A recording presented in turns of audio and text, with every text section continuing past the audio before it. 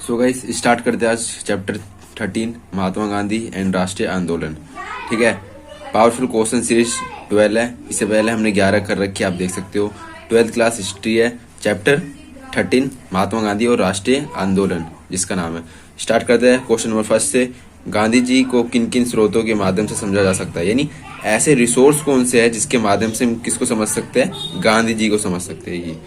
ठीक है, तो स्टार्ट करते हैं। पहला जो स्रोत है हमारे पास सार्वजनिक स्वर, यानी उन्होंने कौन कौन से भाषण दिए सार्वजनिक स्वर, यानी जनता के सामने। सार्वजनिक यानी जनता जो लोग होते हैं, और स्वर यानी जो उनकी आवाज थी, उनके बारे में बताओ। तो इस वाले हेडिंग में हम पॉइंट कर डालेंगे, गांधी जी को उनके द्वारा दिए गए भाषणों और लेखन के माध्यम से समझा जा सकता है जो उन्होंने दिए थे, क्योंकि इससे गांधी जी के विचारों को समझने का मौका मिलता है। क्योंकि जो व्यक्ति भाषण देगा या कुछ बोलेगा तो उससे जाहिर सी बात है कि हम उसका उनके विचारों को समझ रहे हैं कि उनके विचार क्या कह रहे हैं। गांधी जी के कई पत्र हरिजन नामक अखबार में प्रकाशित होते हैं। जो पत्र भी किसमें प्रकाशित हुए, हरिजन नामक में। नेक्स्ट है निजी लेखन, ये हेडिंग है। इसमें निजी लेखन मतलब जो पर्सनल उन्होंने कुछ लिखा, ठीक है, किसी दोस्त के लिए, नेहरू जी के लिए या किसी नेताओं के लिए, उनके बारे में निजी लेखन। ठीक है, इसमें हम पॉइंट के हेडिंग में पॉइंट क्या लिखेंगे, गांधी जी के विचारों और अस्तित्व को निजी लेखन द्वारा समझा जा सकता है, क्योंकि राष्ट्रीय आंदोलन के दौरान महात्मा गांधी जी ने अनेकों महत्वपूर्ण नेताओं को निजी पत्र लिखे तथा अन्य महत्वपूर्ण नेताओं ने भी गांधी जी को निजी पत्र लिखे, जैसे नेहरू जी ने राष्ट्रीय आंदोलन के दौरान गांधी जी को लिखे गए। देखो गाइस क्या हो रहा है, राष्ट्रीय आंदोलन हो रहा है, महात्मा गांधी किसी और को पत्र लिख रहे हैं, वे नेता है महात्मा गांधी को लिख रहे हैं। इसके अलावा नेहरू जी भी महात्मा गांधी को लिख रहे हैं, और गांधी जी भी, नेहरू जी भी गांधी जी के लिख रहे हैं, और गांधी जी भी नेहरू जी के लिए पत्र लिख रहे हैं, यानी आदान प्रदान हो रहा है किसका, पत्रों का। नेक्स्ट है पुलिस की रिपोर्ट। पुलिस की रिपोर्ट में क्या गाइस, औपनिवेशिक शासन ऐसे तत्वों पर हमेशा कड़ी नजर रखते थे जिन्हें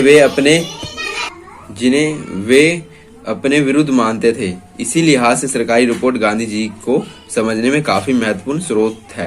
यानी जो उस समय की पुलिस थी ना, औपनिवेशिक शासन की जब पुलिस थी ना, वो गांधी जी को अपनी विरुद्ध मानती थी। ठीक है, तो इसीलिए वो हर चीज की रिपोर्ट रखती थी, गांधी जी क्या कर रहे हैं। ठीक है, इसके अलावा क्या हुआ कि उसी समय पुलिस कर्मियों तथा अन्य अधिकारियों द्वारा लिखे गए पत्र तथा रिपोर्ट गोपनीय होती थी। यानी जो पुलिस वाले अधिकारी और अन्य अधिकारी महात्मा गांधी के बारे में कुछ भी लिख रहे हैं वो गोपनीय होती थी, सीक्रेट होती थी एक तरीके से। लेकिन अब यह दस्तावेज अभिलेखगारों में उपलब्ध है आसानी से। आप जो अभिलेखगार होते हैं वहां पर मिल सकते हैं ये अभिलेख, जिन्हें आसानी से देखा जा सकता है। इसी प्रकार इस रिपोर्ट्स के माध्यम से गांधी जी को समझा भी जा सकता है। ठीक है, नेक्स्ट है आत्मकथा। आत्मकथा यानी ऑटोबायोग्राफी। इनकी ऑटोबायोग्राफी यानी जो उन्होंने उस समय लिखी थी, उसका नाम क्या है, the story of my experiment with truth. ठीक है, इनकी आत्मकथा है, बुक भी है, इसी नाम से है, the story of my experiment with truth. ठीक है, नेक्स्ट अखबारों के माध्यम से इसमें हेडिंग में हम पॉइंट क्या लिखेंगे, इसमें हमें ये लिखना है कि Times of India, the old past, the डटी ट्रूथ आदि ऐसे महत्वपूर्ण स्रोत है ना अखबार के, जिनसे हम समझ सकते हैं महात्मा गांधी की गतिविधियां क्या थी। ठीक है, नेक्स्ट सरकारी रिपोर्ट। औपनिवेशिक शासन काल के दौरान सरकार गांधी जी और उनसे संबंधित क्रियाकलापों और अन्य गतिविधियों पर अपनी प्रतिक्रिया देती थी तथा प्रस्ताव तैयार करती थी। इसका भी एक स्रोत के रूप में देखा जा सकता है। यानी सरकारी रिपोर्ट में क्या पता चल रहा है हमें कि कैसी कैसी गतिविधियां हो रही थी, कौन कौन से क्रियाकलाप हो रहे थे, और उसके बदले में क्या फीडबैक मिल रहा था, प्रतिक्रिया, उन सबकी रिपोर्ट किसमें है, सरकारी रिपोर्ट में, जिसे संभाल के रखा गया है। ठीक है,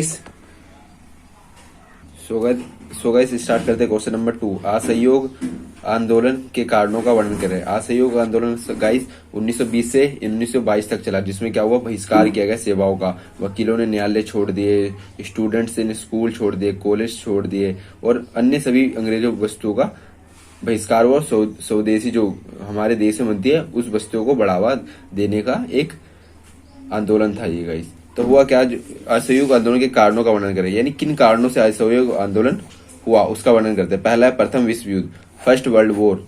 इसमें हेडिंग में पॉइंट के डालेंगे कि प्रथम विश्व युद्ध के दौरान भारतीयों ने अंग्रेजों को सहयोग दिया था, बल्कि युद्ध के बाद वे भारतीयों के हितों की रक्षा करेंगे, परंतु युद्ध के बाद ऐसी कार्रवाई नहीं भी की गई।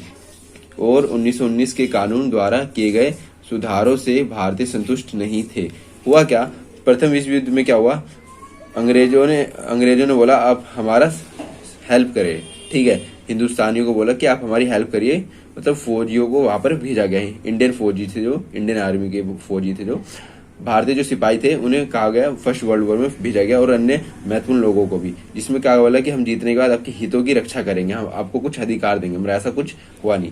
नेक्स्ट हमारा रोलेट एक्ट जो बहुत फेमस है।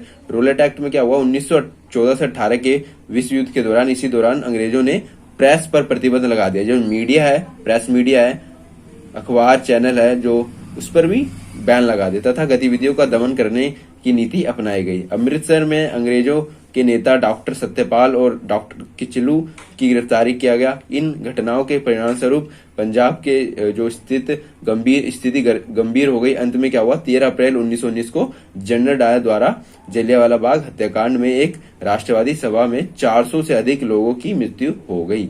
ठीक है, नेक्स्ट हमारा खिलाफत आंदोलन। खिलाफत आंदोलन कैसे एक कारण बना असहयोग आंदोलन का। खिलाफत आंदोलन विश्व युद्ध में तुर्की की हार हुई।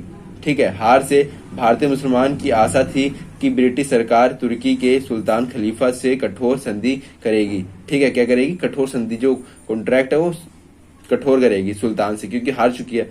इसीलिए भारतीय मुसलमान ब्रिटिश सरकार पर दबाव डालना चाहती थी ताकि कठोर संधि ना की जाए सके। इसका लाभ उठाकर गांधी जी ने हिंदू मुस्लिम एकता स्थापित करना चाहते थे। किसका लाभ उठाकर, खिलाफत आंदोलन का, ताकि हिंदू और मुसलमान एक हो जाए। नेक्स्ट है कांग्रेस का प्रस्ताव। कांग्रेस द्वारा स्वराज के प्रस्ताव को पास किया। इस अवसर पर गांधी जी ने कहा कि अगर असहयोग आंदोलन का ठीक से पालन किया जाए तो भारत 1 वर्ष के भीतर स्वराज प्राप्त कर लेगा। ठीक है गाइस, गांधी जी ने बोला 1 ही साल के अंदर हम स्वराज प्राप्त कर लेंगे। और जो ये प्रस्ताव है इसको ढंग से पारित किया गया और सभी चीजों का पालन ढंग से किया गया हो। आई होप गाइस सबको समझ आ रहा हो।